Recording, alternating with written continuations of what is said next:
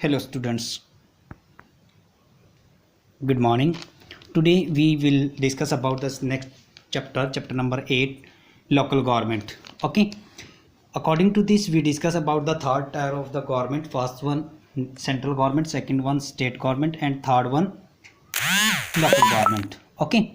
And according to this, we discuss about the two case study. First one, Geeta Rathod elected as the Sarpanch in 1995 from reserve seats. Okay, जो reserve seat से elected हुई थी. And after that 2000s from the unreserved seats because of the his social work like cleaning tanks, village road buildings and other social workers. Okay, and it is shows the women empowerment. तो ये आपका किसको दर्शाता है? महिला सशक्तिकरण को. And second case study of the Tamil Nadu village women sarpanch के का एक जो कॉन्फ्लिक्ट हुआ था between the deputy collectors and sarpanch. DC pass the resolution for the allotment of the land without consent of the panchayat. Okay, and they filed writ petitions in high court. और जो सरपंच थी वहाँ की, उन्होंने कोर्ट में रिट डाल दी गई थी. ओके, एंड सेशन जज gave verdict in the favour of the deputy collectors and then appealed. Sarpanch appealed in the division bench. Okay, and he gave judgment that order to announce to not only infringements of the power of the panchayat, okay, and but gross violations in constitutional status of the panchayat. तो यहाँ पर हमारे constitution के according कुछ special provision किए गए हमारे local governments के लिए. तो वो लोकल गवर्नमेंट के अकॉर्डिंग, उनके जो प्रोविजंस के अकॉर्डिंग जो कॉन्स्टिट्यूशनल स्टेटस है वो हमारी लोकल गवर्नमेंट के इंस्टीट्यूशन में 1993 में दिए गए थे.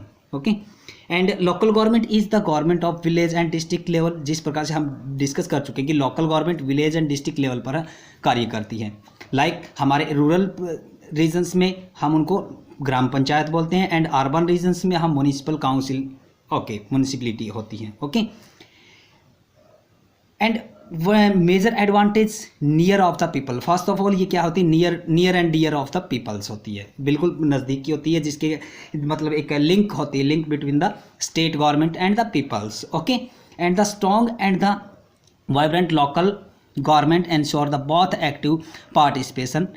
ओके, मतलब ये क्या है कि हमारे जो पीपल है उसमें एक्टिव पार्टिसिपेशन में इन्वॉल्व हो सकते हैं. मतलब जो अगर कोई सरपंच हमारा कोई काम नहीं कर रहा है तो हम डायरेक्ट उनके पास जा करके बोल सकते हैं कि आपका ये काम पेंडिंग है, इसको कंप्लीट कीजिएगा. Okay, and common people are more familiar with there local government. और जी सिंपल सी बात है कि आपकी जो कॉमन पीपल्स होते हैं वो क्या होते हैं? फेमिलियर होते हैं विद देयर लोकल गवर्नमेंट या sarpanch. Okay, this strengthening local government is like strengthening democratic process. और ये भी आपका एक डेमोक्रेटिक प्रोसेस के अकॉर्डिंग होता है. जो आपका इलेक्शन होते हैं उस इलेक्शन के अकॉर्डिंग ही हम इसको हमारे जो लोकल गवर्नमेंट है उसको चुनते हैं. Okay, and then next topic, growth of the local government in India. कि हमारे जो इंडियन गवर्नमेंट है, जो इंडिया है, इंडिया में जो लोकल गवर्नमेंट को किस प्रकार से ग्रोथ मिली, किस प्रकार से उसको हम इस्टेब्लिशमेंट की गई. Okay, it is believed that self-governing village communities exist in India from the earliest time in form of the सभा. ये अब अगर हम एंशियंट हिस्ट्री की बात करें, एंशियंट टाइम पीरियड की बात करें तो उसको सभा बोला जाता था, विलेज असेंबलीज जो होती थी. Okay, then turn into the panchayat assembly of the 5 members. और जैसे ही आपकी 5 मेंबर की जो असेंबली थी उसको हमने पंचायत का नाम दे दिया गया. Okay, and in modern times elected local government bodies created after the 1882 by the lord Ripon's, जो वॉइस रहे हमारे इंडिया के एट प्रेजेंट जो टाइम पीरियड था 1882 में.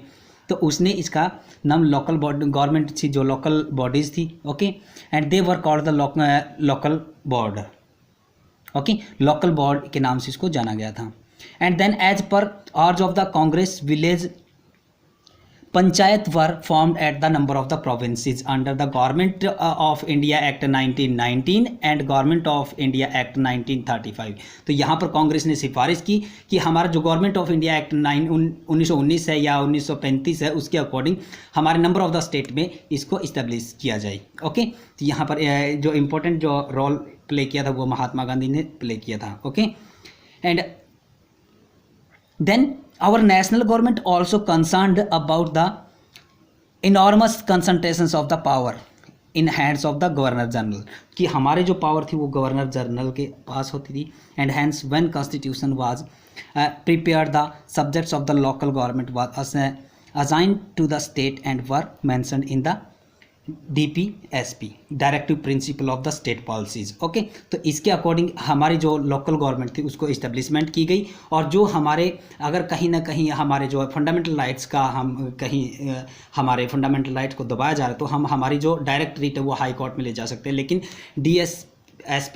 DPSP को directive principle of state policies को हम रिट दर्ज नहीं कर सकते। Okay, it is believed that local government did not receive adequate importance in the constitution because first one क्या था कि हमारा जो पार्टीशन हुआ था इन 1947 में, तो उसको मोर मतलब हमारी जो ज़्यादा पावर थी वो सेंट्रल गवर्नमेंट को दी गई ताकि हमारा ज़्यादा और पार्टीशन ना हो। And member of the constituent assembly felt factions and the caste ridden natures of the rural societies would defeated noble purpose of the local government in the rural level. और इसके कारण से जो ताकि हमारा जो एक नियर एंड डियर जो आपकी जो गवर्नमेंट होती है वो लोकल गवर्नमेंट होती है, पंचायत होती है या फिर आपकी म्यूनिसिपल होती है, तो उसके अकॉर्डिंग आपका किसी प्रकार से आपके मतलब जो प्रभावित ना हो और एक लिंक इस्टेब्लिश हो between the state government and the एक इंडिविजुअल पर्सन से बीच में। Okay, and constitutional assembly wanted village panchayat to be basis of the democracy in India. और फर्स्ट ऑफ ऑल क्या क्या किया गया कि